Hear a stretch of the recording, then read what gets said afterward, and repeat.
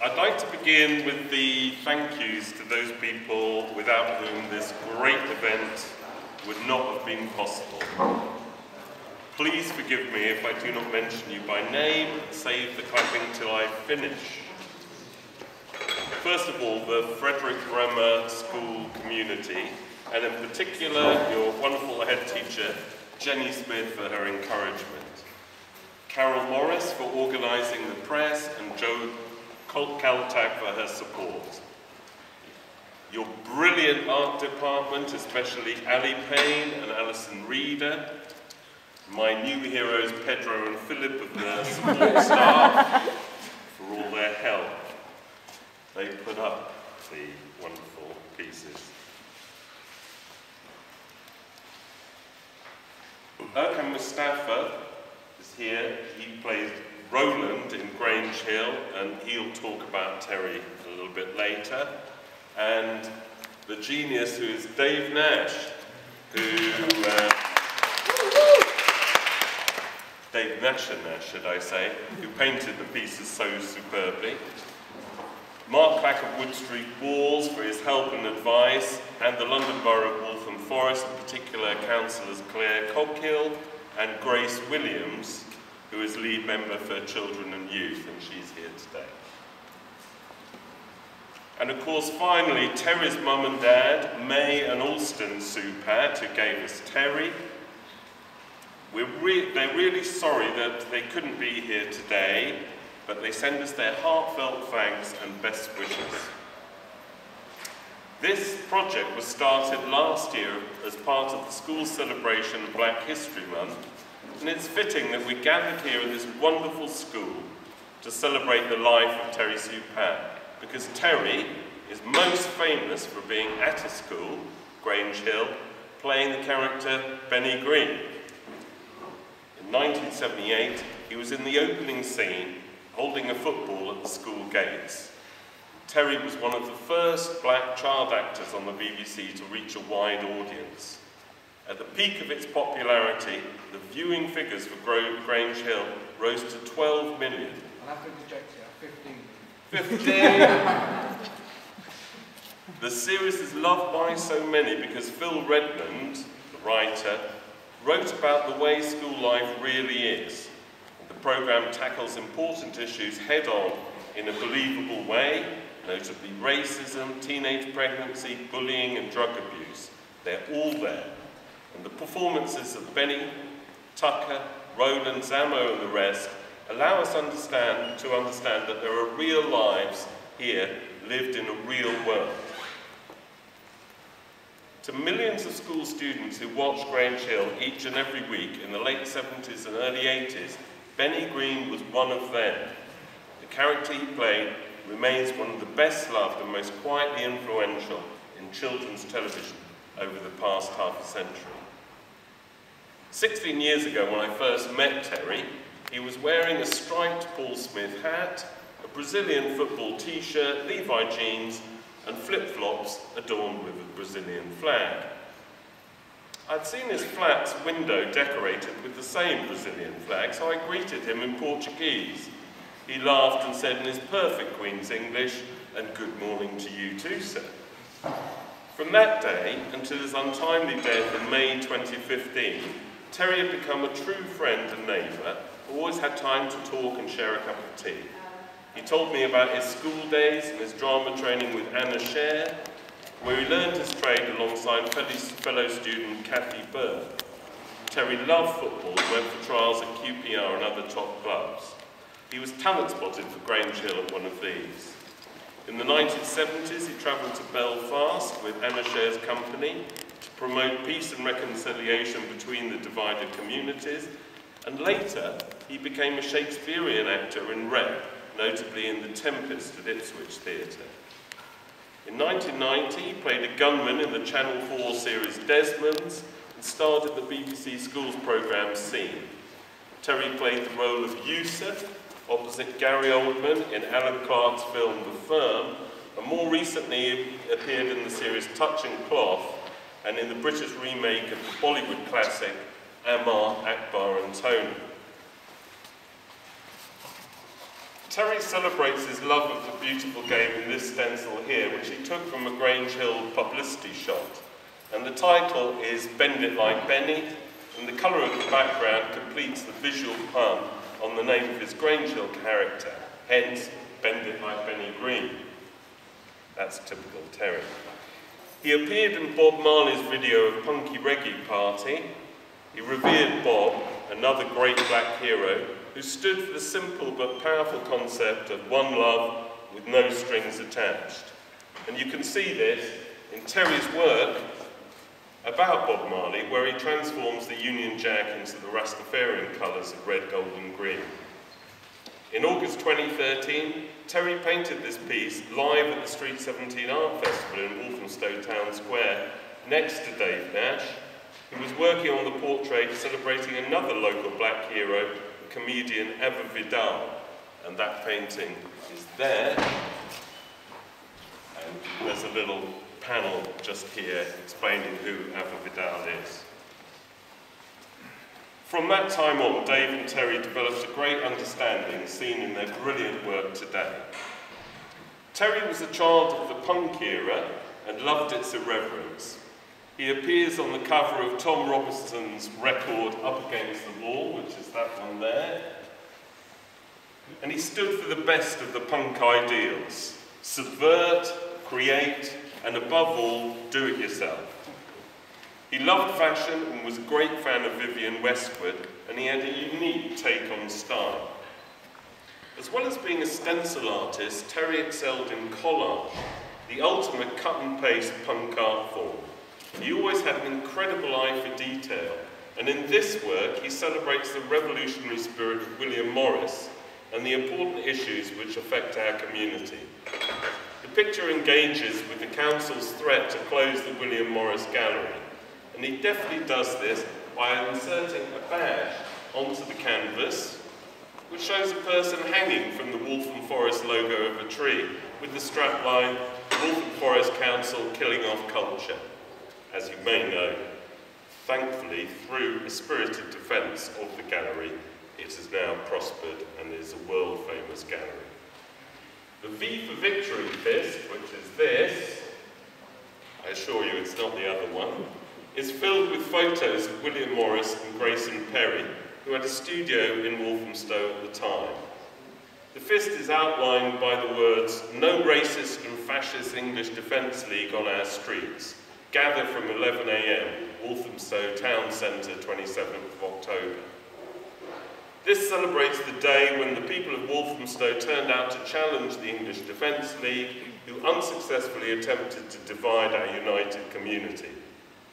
Accompanying the text is the original anti-Nazi League badge, with its red arrow of resistance to racists and fascists. It was designed by Chris King, and the background is pasted with William Morris prints. At the top is stuck a 5-stoner note, with a photo of Grayson Perry as his alter ego Claire in the centre, where the Queen's face could have been. There are references to the end of the Walthamstow dog racing track. Walthamstow Dogs has had its day, and the closure of our local cinema, with the possibility that its new owners would replace the silver screen with a ministry. Cinema Walthamstow, or a church, it says. That cinema is now a performance space called Mirth, Marvel and Maud. And Terry, most importantly, and I think very, very powerfully, adds a quote from William Morris: "The past is not dead. It is living in us and will be alive in the future, which we are now helping to make." Terry ran drama workshops in local schools. He was a brilliant DJ and was a keen advocate of street art at Monty's Bar in Brick Lane, which became and still is a hub for street artists and their audiences alike. Terry was a remarkably generous person, keen to share his time, talents and art with everyone. He firmly believed in the motto of William Morris, adopted by our borough: "Fellowship is life, and lack of fellowship is death." And the two panels shown here, show Terry as the character Benny Green and as himself in a portrait taken the year before he died. And thanks to Dave Nash, we can now see Terry's shining spirit living on for a new generation. Thanks very much for coming.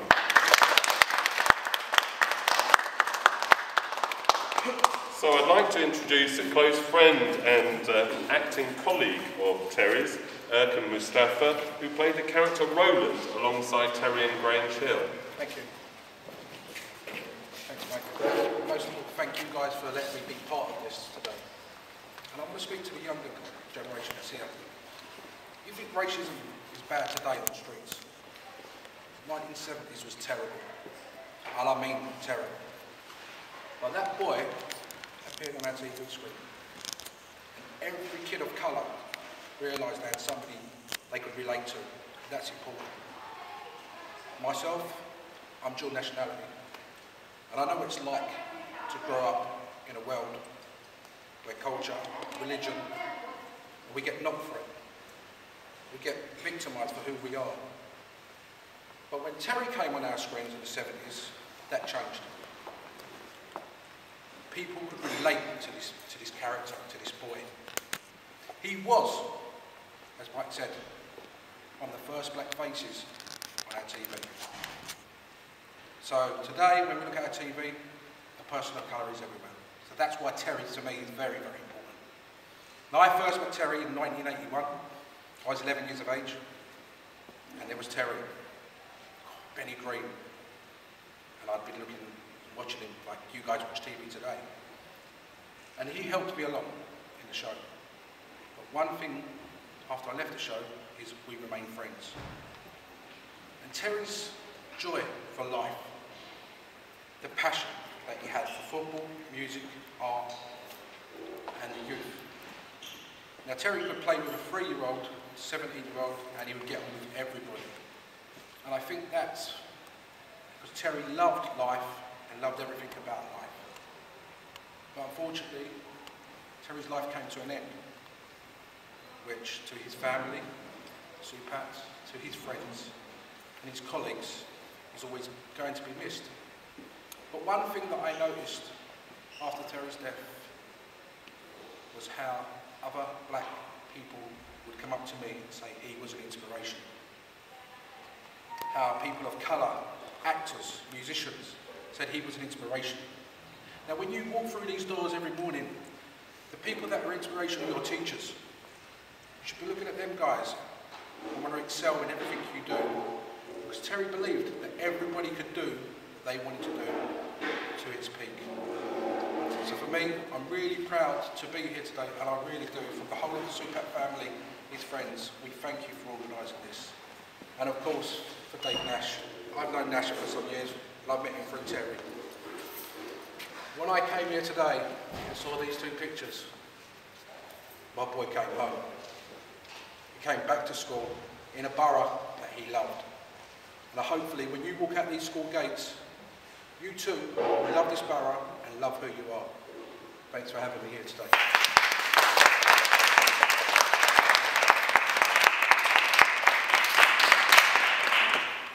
Okay, so just to wrap up, I just want to say massive thank you to everyone for coming today. This is a hugely important project for us as a school.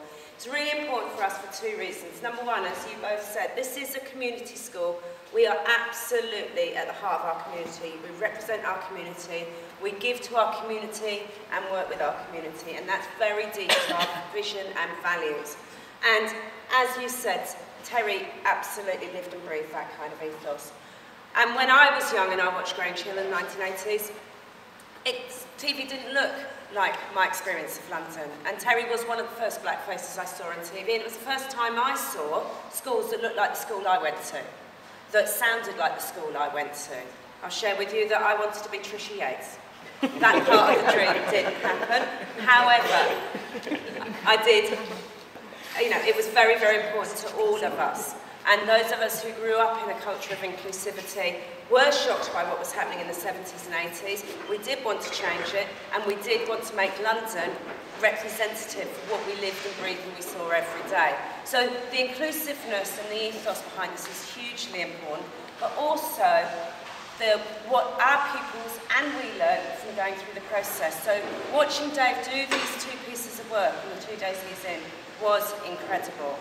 To take a huge blank canvas and in a very short period of time start creating something of that degree of sophistication was a really interesting process to follow. We were literally watching paint dry. It was the most interesting paint that I have ever watched dry, watching art come before our eyes, and that is a phenomenal skill. And thank you so much for sharing it with us. We all have such a greater appreciation of the work that you do and other artists do as a result of watching that, and it was a huge blessing for all of us. Thank you so much for all coming. This is the start of a process. We are so grateful to have this art in the school. I hope you agree this is a fabulous place for it to be, and I think it really does it justice being there. And to have a local boy who had such an impact on our community celebrated in the heart of our school is hugely important, and keep that legacy going.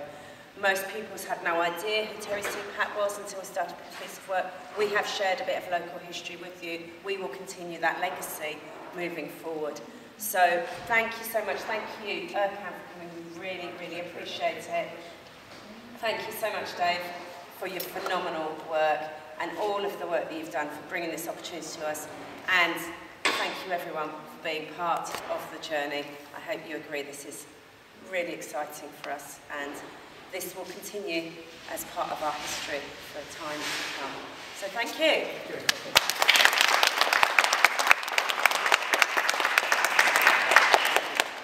Please take cake.